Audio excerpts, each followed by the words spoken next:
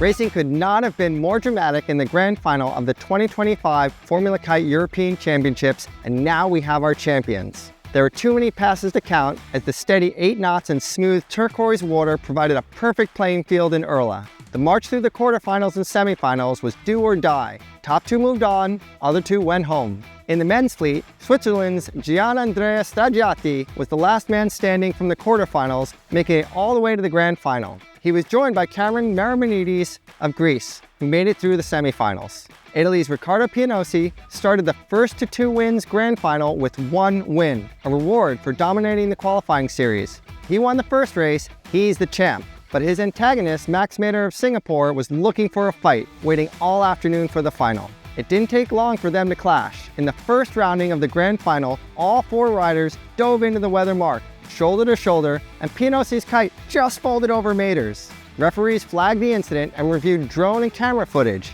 It was a penalty for Pianosi and a win for Mader, putting them both on match point heading into race 2. Despite a late charge by Staggiati, Mader held off a final gamble by Pianosi on the final downwind leg and floated 2 elegant jibes with the precision of a surgeon to win the Open European Championship, while Pianosi, in second, was crowned the European champion. Staggiati is the European silver medalist and Marimonides the bronze medalist. Lauriane Nalot of France and Lily Young of Great Britain waited patiently in the grand final for Lisa Caval and Catalina Turienzo, who blitzed the quarter and semifinals together to make it to the finals. Turkiye's Darren Atakan had her hands on a ticket to the grand final, running second in the semifinals on the last downwind until a small but painful crash dashed the locals' hopes for a podium finish. Leading into the finals, Nalot had 1 win already and could take the championship in the first race. After a cramped start, she was pacing the fleet all the way around while Young took up a familiar place on her heels. And that's where the Brit pounced.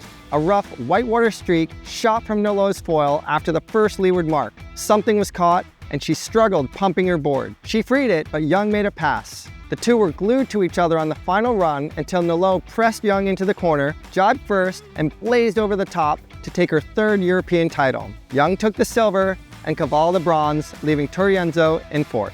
That's a wrap for this European Championship. The racing could not have been closer, the weather was stunning, and the first senior championship of this Olympic cycle proved that the new kite and foil designs, new rules, and the same crazy drive from the riders is producing the best racing in the world.